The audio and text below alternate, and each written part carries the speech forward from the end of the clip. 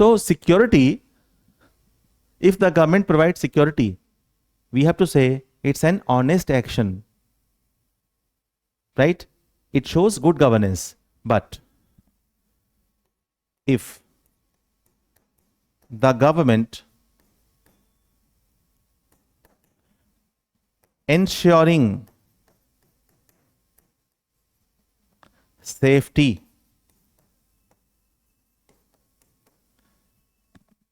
plus providing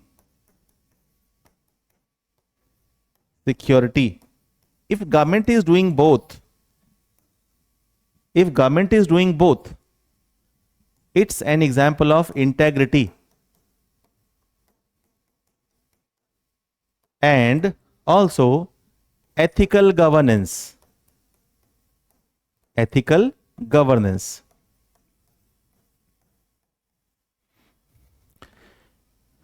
If government does both, providing security as well as ensuring safety. So ensuring safety is the purpose. Ensuring safety is the purpose. What is the purpose of honesty? Integrity, to bring integrity. See, whatever I am speaking here, again I am repeating, please write down these things, because every time it's not possible that, which is very much important, I say write it every day, but write these things. I hope you are writing. Okay. So what is the purpose? What is the purpose of honesty? The purpose of honesty is integrity. And that is why integrity is the ethical phenomenon. Right? So purpose, ultimately, integrity is the word of inclusiveness. I am a part of the government. I will provide you security, but my purpose is to ensure safety. So if the government or the administration is doing both, providing security plus ensuring safety, it will be called ethical governance. Right?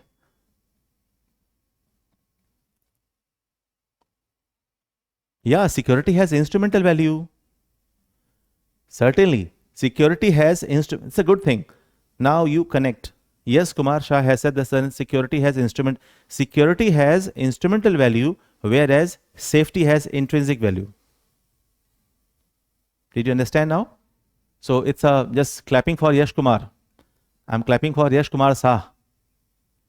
Right? Security has instrumental value for humans, whereas safety has intrinsic value, like wisdom, like freedom, like knowledge, like skills, like independence, like beauty, like love. Safety also has intrinsic value.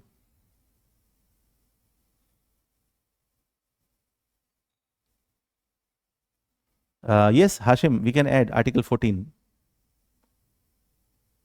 Okay. So, this is the brainstorming process. Security is an arrangement, safety is a condition. Right? Now, a second point.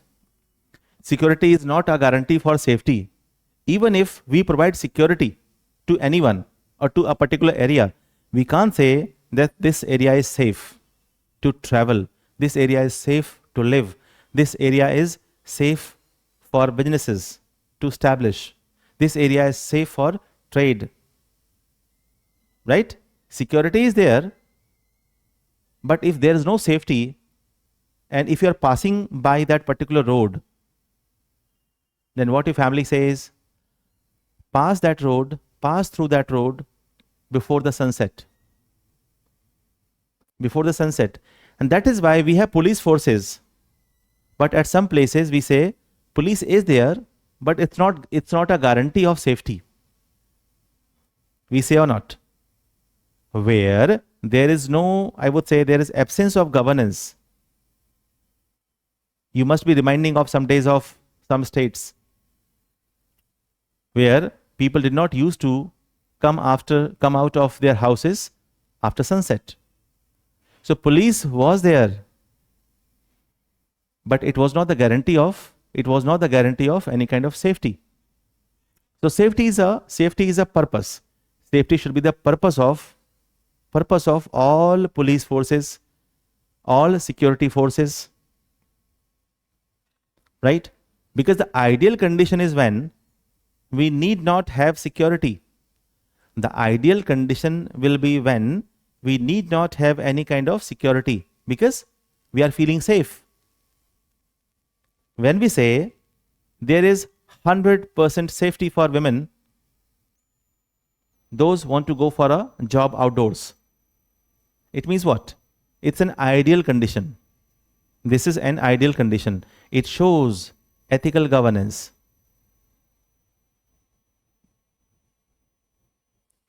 Yes. Again, clapping for Sneha Garg. She has given a very fabulous example. She has said, listen everyone, implementing lockdown for security during COVID, but it was not the guarantee of safety.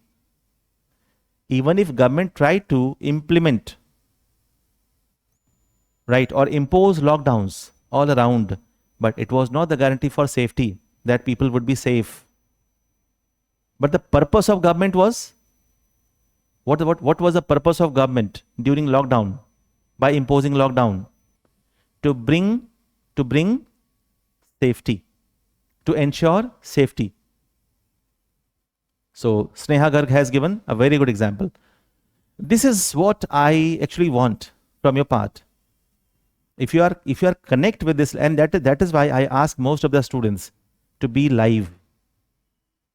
We have to use the positive aspects of online classes. We should not be trapped in the negative aspects of online classes. What are the negative aspects? The lethargic state of mind that we think, this time I am sleeping. I'll watch this video in the recorded form. What is the positive aspect? I'll be live during this lecture, but I have an opportunity to go through this video time and again so that I can have better consolidation of ideas. Right? Fine.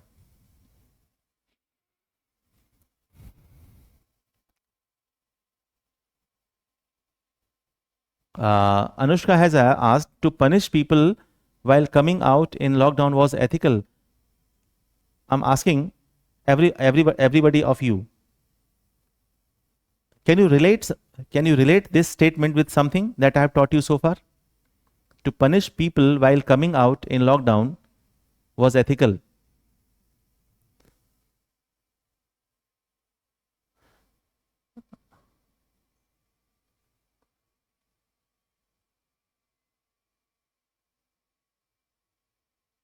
It is called ethical despotism or moral paternalism, right? Somebody has given answers. Most of you have answered, right? Moral paternalism and paternal despotism, both are the right answers. Okay, fine, very good. So security is not a guarantee for safety. Safety needs not security for itself. And if the government provides security, it's an example of honesty and good governance. If apart from providing security, government is ensuring safety, it's an example of integrity and ethical governance. Ethical governance. Now, I'm asking you, how can we attract foreign investment to a particular state?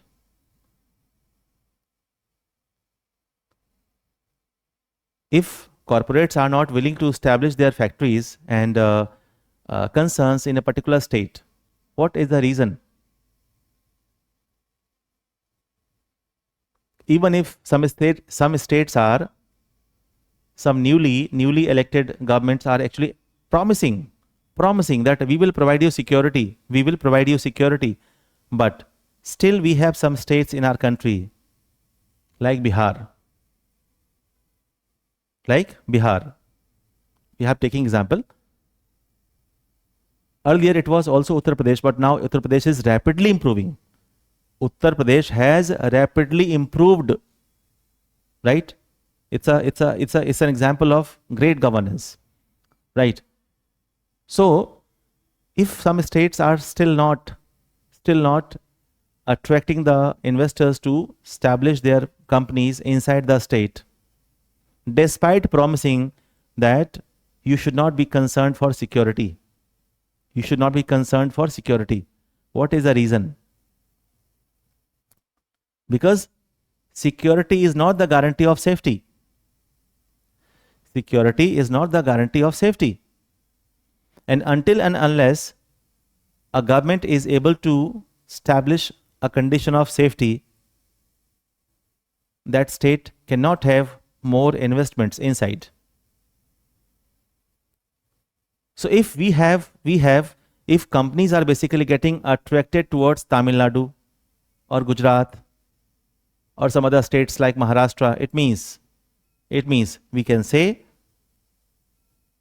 security is there, but condition is also safe to work there. So we need to have both security and safety. Safety is the purpose. So tomorrow you have to write the answer. Tomorrow you have to write. This is the brainstorming. I have done the most of the parts. I have done most of the things for you. So write this answer and one answer about development and environment. Clear? So now we are discussing some issues. Based on intrinsic value and instrumental value. Clear? So we are starting with euthanasia. Right? Can we start? Issues based on intrinsic and instrumental value. Right? So we are discussing, first of all, some issues based on intrinsic and instrumental value on which we have questions in examination. So the first is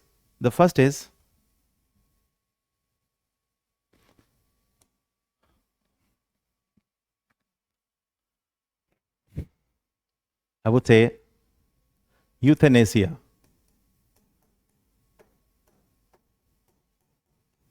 Or mercy killing.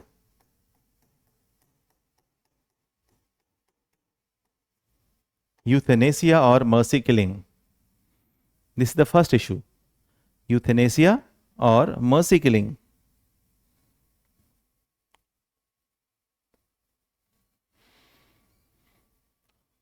Right? So who are the stakeholders? Who are the stakeholders in euthanasia? If we talk about stakeholders, who are the stakeholders?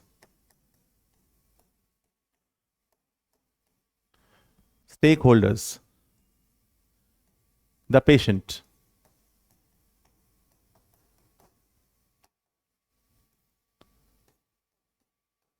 The doctors.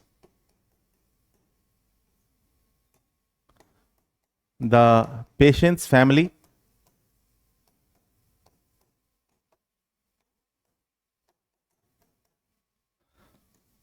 The government.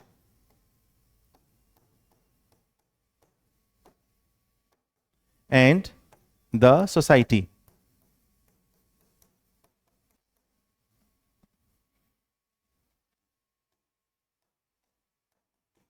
Medical team.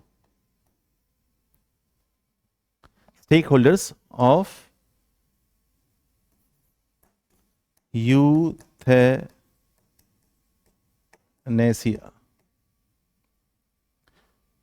Okay, what is euthanasia? I'm just going to explain you. First, just pen down this. Stakeholders in the cases of euthanasia or mercy killing. It is also called mercy. Mercy means pity. If you have pity on somebody, it means you have mercy on somebody. When you see somebody's pitiable condition, when you see somebody's plight, when you see somebody's suffering for whatever reason, right, and you feel kindness, this is called mercy. So euthanasia is also called mercy killing. In Hindi, it is called ichha mrityu.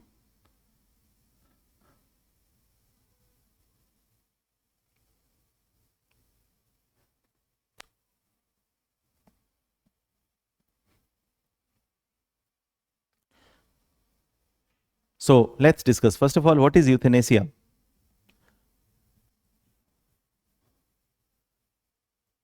In euthanasia, see, in this paper, it will never be asked what is euthanasia, right? What is euthanasia? Because it will be the question of some other subject. Euthanasia is a process. Suppose a person is suffering from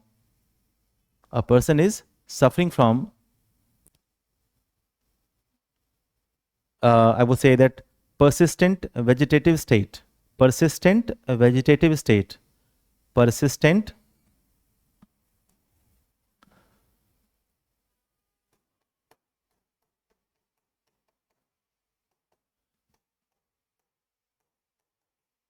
vegetative state or condition. Technically, it is used condition.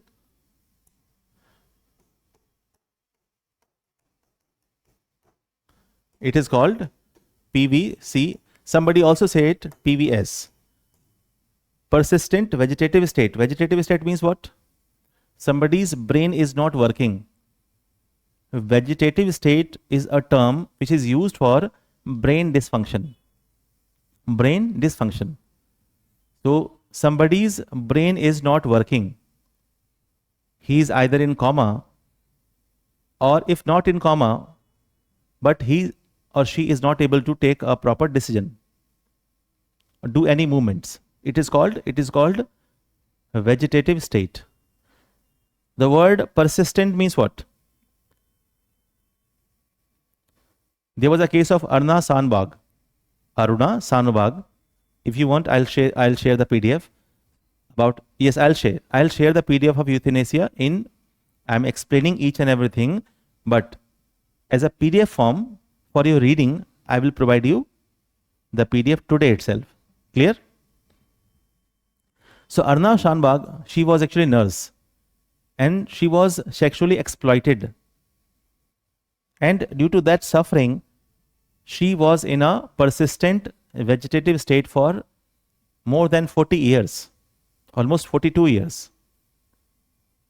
Right? She was a nurse and she was exploited by some miscreants inside the hospital, and she turned into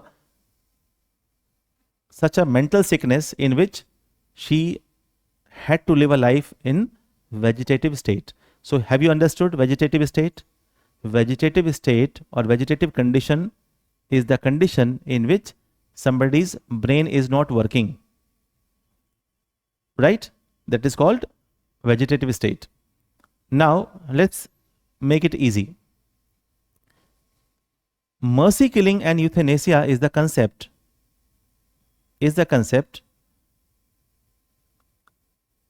Came into consideration, or it's I would say it's a matter of ever going discussion. In our country also, different organizations have different views.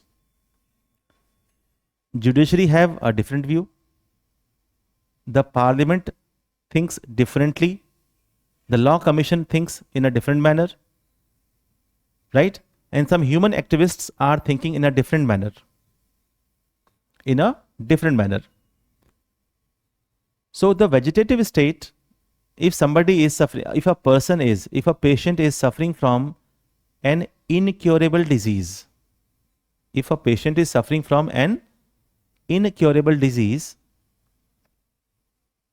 and in some cases he or she has been in coma for a long time, or medically declared dead. Who is medically dead? Someone whose brain is dead. Whose brain is dead. Right? Is medically declared a dead person. So now, since we are discussing this topic not in science and technology or in medicines, we are discussing this topic in ethics. So what are the ethical dimensions? First we discuss it, then we'll talk about its types. Then we will talk about its types and its legal aspects in India. Clear? And as I've told you that I will share a PDF about euthanasia so that you can go for further reading. Clear? So we are discussing some ethical points. Then we'll come and so what are the stakeholders? What is ethics about? What I have said, ethics is about doing justice with all the stakeholders. Ethics is about doing justice with all the stakeholders. So first stakeholder is the patient. So patient is brain dead. He is suffering from an incurable disease. Then there are two conditions with the patient. In one condition, he is able to express his views. In one condition, he is able to express his views. The second condition, he or she is not able to express his or her view. So we are taking the first view. We are taking the first aspect.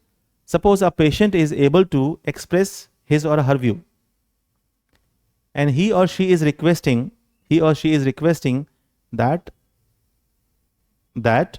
he should be given a mercy death. He should be killed by his or her own will. First condition, when the patient is able to express his views. The patient knows that he can't be cured, he or she can't be cured. So he is expressing his views and says and wants to end his or her life medically. The second aspect. Okay, in the first aspect, why he or she wants that? Because according to he or she, he or she, that since he or she is able to decide what is right and what is wrong.